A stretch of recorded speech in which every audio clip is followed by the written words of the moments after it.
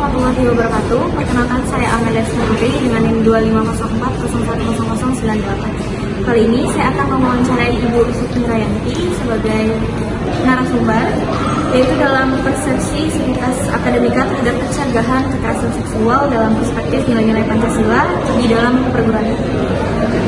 Ibu, bagaimana Ibu mengenai pencegahan kekerasan seksual dalam konteks nilai-nilai Pancasila, khususnya pada sila kemanusiaan dan nilai? Pada konteks kekerasan seksual, khususnya di sila kedua, yaitu kemanusiaan dan beradab. Di dalamnya ada 2 poin, yaitu adil dan beradab. Berarti kita yang berada di lingkungan kampus yang melakukan sivitas akademika. Jadi semua sivitas akademika ini berhak memperoleh keadilan, baik itu dalam hal mendapatkan keamanan atau kenyamanan di lingkungan kampus, baik itu setelah terjadi kasus. Kalau terjadi kasus berarti kita berhak mendapatkan perlindungan yang aman atau dapat ada tanggapan dari kampus. Maksudnya di saat kita nanti ada kejadian atau apa, kita melapor kampus harusnya punya wadah atau tempat untuk kita bisa memberikan itu.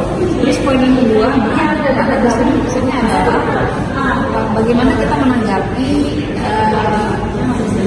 kehidupan di kampus. Kami tahu kita harus tahu alurnya, bagaimana kita harus bersikap, bagaimana kita harus bertindak.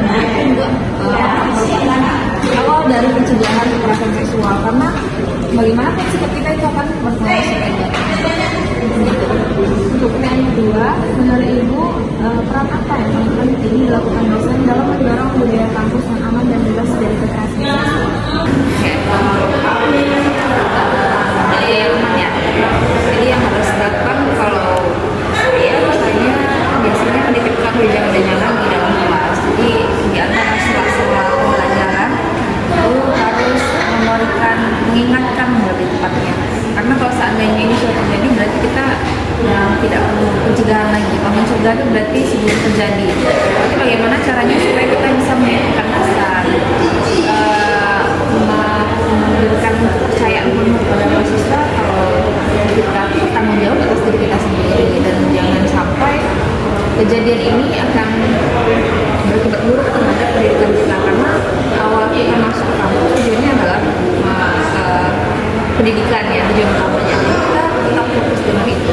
Terus mungkin bisa jadi dengan memberikan simulasi atau gambaran mungkin kalau seandainya ini efeknya seperti ini, jangan sampai ini terjadi gitu. Selanjutnya, apa tantangan yang Ibu hadapi dalam membangun kesadaran mahasiswa tentang kekerasan seksual? Mungkin budaya ya. Karena di sini budaya kita biasanya lebih membela korban atau bagaimana. Yang perlu sadari sebenarnya itu terjadi karena ada undangan. Kalau saya di sini gini, kalau mahasiswa berpakaian dengan sebagainya mahasiswa kampus dengan pakaian formal yang mungkin yang tidak terlalu mengundang mata untuk tertuju ke dia, dan menurut saya masih apa harusnya. Kalau seandainya budaya kita sudah terbiasa dengan yang seperti itu, dan kita tidak ada pengingat atau tidak ada yang mengingatkan mengenai itu, justru menurut saya tidak baik. Untuk yang terakhir itu, apakah kebijakan kampus saat ini sudah mencerminkan nilai-nilai Pancasila dalam upaya pencegahan dan pengamanan kepada kekerasan seksual? Kita udah ada Satgas ya, Satuan Tugas PPKS kalau nggak salah. Jadi Satgas PPKS ini punya kampus, itu tujuannya melindungi mahasiswa. Kalau seandainya sempat terjadi kekerasan seksual, kita bisa punya wadah untuk bercerita. Nah tadi satu lagi poin yang saya ketinggalan, mungkin peran dosen di situ bisa menjadi tempat bercerita sama dengan mahasiswa yang aman, yang nyaman, yang tahu prosedurnya. Mungkin itu yang bisa saya ini. Terus satu lagi, kampus kita juga sudah punya aplikasi untuk si pelapor ini melaporkan dan identitasnya dijamin keamanan. Kalau di kampus sudah. Untuk yang terakhir, apakah terjadi kekerasan seksual di kampus kita ini? Apakah sudah sudah banyak yang terkena kekerasan seksual atau belum kebalas yang udah sering terjadi? Ini ya, kalau secara nggak mungkin nggak pernah terjadi, terlepas dari si korban ini melapor atau tidak. Tapi yang masuk ke dalam laporan itu sudah pernah ada. Tapi saya nggak tahu tahun ini udah ada atau belum. Tapi tahun kemarin ada. Jadi penanganannya sudah di tahap selesai. Walaupun penyelesaian kita nggak tahu penyelesaiannya bagaimana. Tapi yang jelas si korban sudah dapat sanksi yang bagaimana sanksi sudah penanganan dan itu selesai.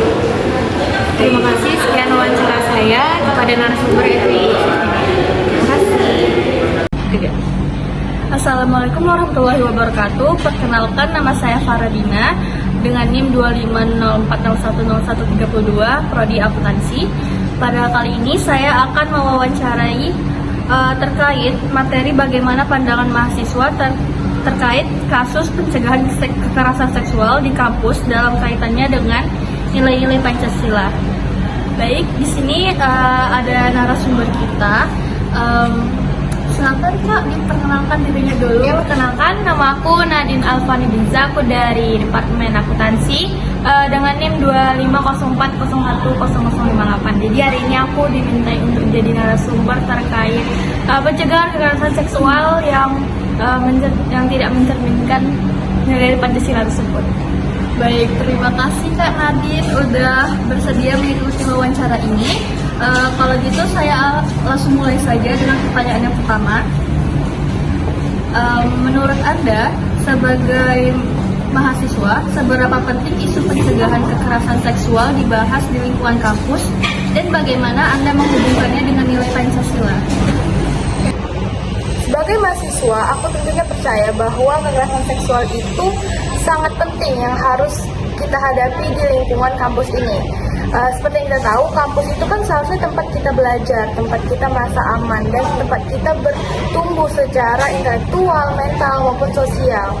Namun realitanya di kampus ini malah banyak terjadi kekerasan seksual, entah itu antar mahasiswa ataupun antar dosen dengan mahasiswa. Apa yang membuat ini lebih penting adalah di mana mahasiswa itu masih tidak menyadari bahwa hal yang mereka lakukan itu ternyata kekerasan seksual gitu loh. Kayak hal-hal candaan yang mereka anggap bercanda itu ternyata bisa menjadi salah satu dari tindakan kekerasan seksual. Kalau kita kaitkan dengan nilai Pancasila, kita dapat lihat di sila kedua, yaitu kemanusiaan yang adil dan beradab, di mana sila ini tuh menegaskan bahwa kita harus menghargai batasan yang dimiliki oleh setiap individu gitu kan. Jadi kekerasan seksual ini juga termasuk pelanggaran besar gitu dari nilai Pancasila yang kedua. Terus ada juga pada sila kelima. Oke, pertanyaan selanjutnya yaitu tentang sebagai mahasiswa, tindakan apa yang bisa Anda lakukan untuk mencegah kekerasan seksual yang terjadi di sekitar Anda? Oke, sebagai mahasiswa yang pertama, kita bisa meningkatkan rasa sadar kita akan batasan yang orang lain miliki. Jadi kita tidak bercanda, tapi orang lain tidak merasa nyaman dengan candaan kita. Yang kedua, kita bisa belajar melalui edukasi-edukasi yang ada tentang pencegahan kekerasan seksual itu. Bagaimana pencegahan kekerasan seksual itu sendiri. Terus yang ketiga, kita bisa menghargai korban itu dengan empati. Kan banyak nih, misalnya kita ada lihat korban itu malah kita menanyakan korban itu seperti menyudutkan, kayak kok kamu bisa seperti itu gitu. Padahal seharusnya kita itu mendengarkan dia, menenangkan dia gitu, seperti itu. Oke, kita masuk ke pertanyaan yang ketiga, itu bagaimana pandangan Anda terhadap peran teman sebaya dalam mencegah kekerasan seksual dan menciptakan lingkungan kampus yang saling menghargai? Kalau menurut aku sih ya, teman sebaya bagi aku mungkin dan bagi mahasiswa lain itu sangat penting, apalagi di lingkungan kampus. Kayak kita kan kalau berteman tuh biasanya dapat mengaruhi diri kita kan. Nah, jadi dari teman sebaya itu kita bisa memilih apakah teman ini itu baik untuk kita atau tidak. Contohnya seperti saat kita memiliki lingkup pertemanan atau teman sebaya yang menormalisasikan tentang kekerasan seksual itu tuh, pasti kita juga bakal terpengaruh dong, ya kan. Jadi kita penting dalam memilih teman sebaya yang bisa mensupport kita, yang bisa mengingatkan kita. Karena apa? Karena biasanya teman sebaya itu yang paling peka terhadap situasi kita sendiri gitu, tentang perubahan diri kita sendiri, bahkan lebih peka daripada diri kita sendiri, ya kan? Betul sekali guys. Oke, lanjut kita ke pertanyaan keempat. Itu tentang faktor. Apa aja faktor terbesar yang membuat mahasiswa rentan menjadi korban atau pelaku sendiri dari kekerasan seksual itu?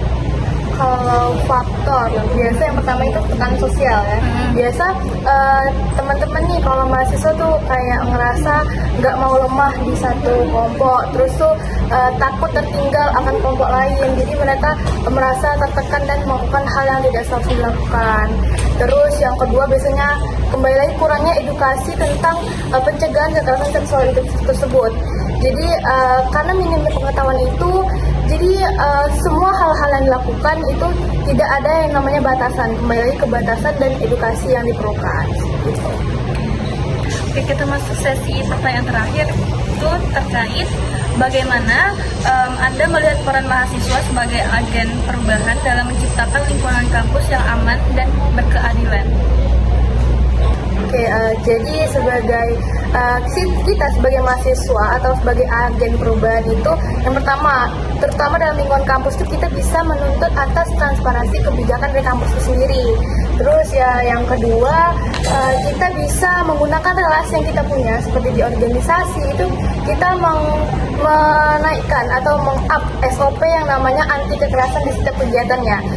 Terus yang ketiga, sebelum kita masuk ke dalam lingkungan itu dan memberikan peran, pertama kita harus memulai dari diri kita sendiri gitu kan. Jadi kita harus menjadi role model di mana kita bisa mengimplementasikan tentang bagaimana diri kita yang tidak melakukan tindakan pencegahan kekerasan seksual tersebut, seperti itu. Oke, mungkin itu aja dari kami. Aku selaku pewawancara dan Nadine sebagai narasumber. Itu mungkin terkait wawancara ini adalah sedikit atau terbesit gitu pelajaran terkait materi yang kami bawakan. Oke, sekian dari kami. Kami tutup. Wassalamualaikum warahmatullahi wabarakatuh. Terima kasih. Assalamualaikum warahmatullahi wabarakatuh. Perkenalkan, nama saya Raja Nur Adelika dengan NIM 25041069. Baik, di sini saya bersama narasumber saya yaitu Pak Yatim Yono. Oke. Baik, jadi pertanyaan yang pertama, bagaimana cara Bapak melihat peran Tendik dalam menjaga keamanan dan kenyamanan lingkungan kampus dari tindakan kekerasan seksual? Perannya penting sih dalam menjaga kenyamanan sih, bukan keamanan. Ini kalau keamanan tugasnya security, tapi kalau kenyamanan bagaimana kondisivitas anak belajar mengajar dapat berjalan. Jadi tapi sangat penting. Oke, baik. Pertanyaan kedua, apa bentuk dukungan administratif yang selama ini diberikan kampus dalam upaya pencegahan kekerasan seksual? Nah, selama ini mungkin kalau hubungan administratif mungkin dengan memberikan surat teguran, peringatan sih. Yang ketiga, menurut Bapak, apakah nilai-nilai Pancasila sudah tercantum dalam prosedur kerja dan interaksi sehari-hari terkait pencegahan kekerasan seksual? Sudah sih, karena dalam batasan ada yang harus jaga, harus menjaga norma-norma. Sudah dijaga. Baik. Apa saja tantangan yang dihadapi Tendik dalam mendeteksi atau merespon potensi kekerasan seksual di area kampus? Kadang-kadang tantangannya kami kurang dapat informasi, kurang cepat dapat informasi. Kadang-kadang ya itu juga ada satgasnya sih. Kadang-kadang mereka ngelapornya ke satgas dulu. Satgasnya. Kadang-kadang itulah respon kami itu lambat datanya. Mereka kadang-kadang nggak ngapor kami dulu. Yang terakhir, menurut Bapak, apa langkah penting yang perlu diperkuat untuk meningkatkan keamanan kampus sesuai spirit Pancasila? Lebih banyak mungkin mata kuliah ya. Mata kuliah PPKN lebih dibanyakin atau nilai-nilai agama lebih tingkatin. Di luar mata kuliah umum mungkin ada ekstrakurikuler ya, mata kuliah. Ya. Baik. Terima kasih ya Pak.